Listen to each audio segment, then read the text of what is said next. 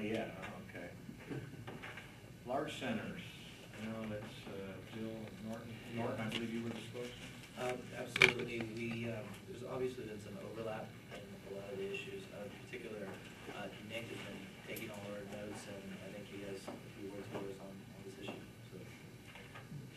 Basically what happened there is that for these issues we collaborated rather than splitting it up. So it worked quite well. Our assignments were with regard to weight, treating, and clones. As we got into, in particular, the weight, have to look at that in terms of inventory and what that means and where it's located and things of that nature. We made quite a bit of progress and on that, and I think that we've got something that's doable. We'll see when we get together with you this afternoon.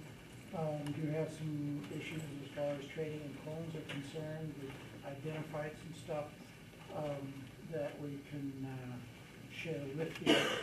Obviously, in all three of those areas, we are dealing in an area where there's no definitions for these things that we've got to work on. So that is an issue.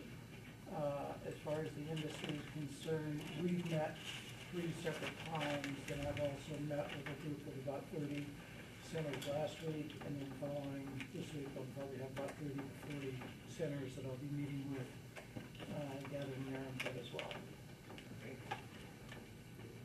Issues of clones or anything, we get progress? Yeah, I think we made some progress, but again, the whole issue of definitions is going to be an issue, and when we come around this afternoon, I think we can get into more detail on that. Perfect. Great, thank you. So that's large centers and small. Yeah. Any coalitions, anything? All right, let's go to the docs, the medical. We were tasked with essentially anything that wasn't covered elsewhere. Labels, exams, including bacteria spores, molds, that whole thing. We have garnered a lot of interest from the poison control centers. I spent quite a lot of time speaking with the medical director of the Rocky Mountain Poison Control Center, who has also directed us to people in the Colorado Department of Agriculture who will be providing very specific information on fertilizers, pest control methods from their perspective. And the state is much more amenable to discussing this than the feds are, because according to federal regulations, since marijuana is illegal, everything used on it is illegal also. There are no guidelines from the federal government. However, the federal government does have rules on crops like tobacco, and we have information on pesticides that are banned in tobacco because of their combustion products. And we will be exploring that with the Colorado Department of Agriculture representatives, as well as a professor from CSU, whose name... Melanie? No, Whitney, no, Dr. Melanie, I know, of course, but no, he's a horticulture professor at CSU. And his first name is Whitney. Anyway, I'm in contact with him. He apparently is the one person within the CSU system who knows all about fertilizers and pest control on cannabis, which is interesting. I don't know exactly where he knows it from, but he is will be working with us. On the let's see, the labeling side, this is we've kind of touched on some of that today. The labeling and the safety and cleanliness side, that's going to be important, as we mentioned earlier, from the grower perspective. What is it that you need to do, or you generally do, to clean out pots or to keep the area clean? What concerns do you have? We've actually made contact with a couple of growers, but we need more input.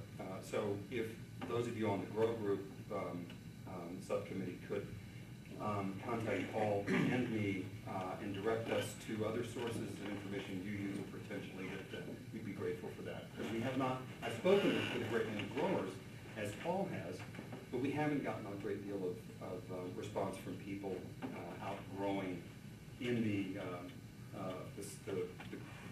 vertically integrated model. We have, Paul has also arranged to consult with some recognized horticulture experts, and we'll be doing that shortly as well.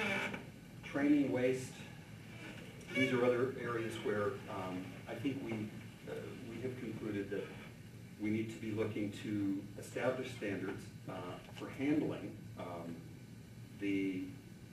either infused products or in particular the raw botanical cannabis. And those things are out there, as we've talked about, from state standards as well as city, in Denver's case and other cities.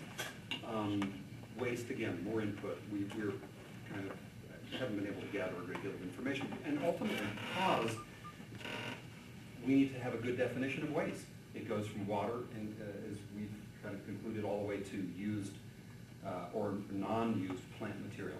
And what can we legally do? That's where we need input from attorneys on handling waste. What's proper treatment? Can it be composted legally? Are we, because clearly you can compost it, but are we going to be running into difficulties with any regulatory body? Does the Colorado, are we looking for, or should we anticipate that EPA is going to come in and wonder what we're doing with all the stems? Can we could somebody, for example, collect all that waste material and make insulation or any other fiber product from it? There's where we need some input, because we really don't know what our limitations are. Advocacy, I think we fall in that regard quite clearly in line with patient advocacy, though there's a lot of overlap. Once we start talking about patients, we end up talking about MNC rules and how access with 35-day rule. All these things fall under advocacy, but ultimately it is about the patient. And when we discuss safety, we're ultimately talking about that. And we very much want the input of everyone from all the different groups on your perspectives on any of these things. So please, and solicit those from your own industry constituencies as well, because we do need that input to be able to formulate appropriate sorts of recommendations. And just on top of that, the idea is the layers that you have to put yourself in the position when you're a grower or dispensary people, that you are the patients, okay? And what you would want from, if you're looking at the label. And I need to have, and Dr. Shackelford need to have that information to be able to synthesize that, put that through, and sift out what's going to be.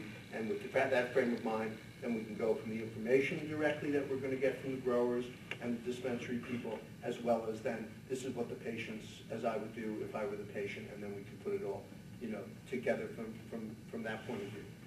From the other perspective, the practical experience is what are we going to put on the actual label itself, how small, what information is going to be there, and what information is going to be attached, like the Walgreens be included. So those are the two other aspects. What's the essential information that we need to put on, and what's the extraneous? Not extraneous, it's important, but doesn't have to go on anything. So we hope to gather the information, and we hope to use our expertise and get the professional expertise, too, from the professional association, and bring that forward, and then sift through, and then pull out things. We don't want to remember, I'm not in a position, or I don't feel very strongly about this, in not setting the standard so high that we need to sort of really over-regulate things. We can always add to this situation as we evolve, whether it be the chemical analysis of things. I'd rather err just on the basic safety of what we know and then move forward with regards to that.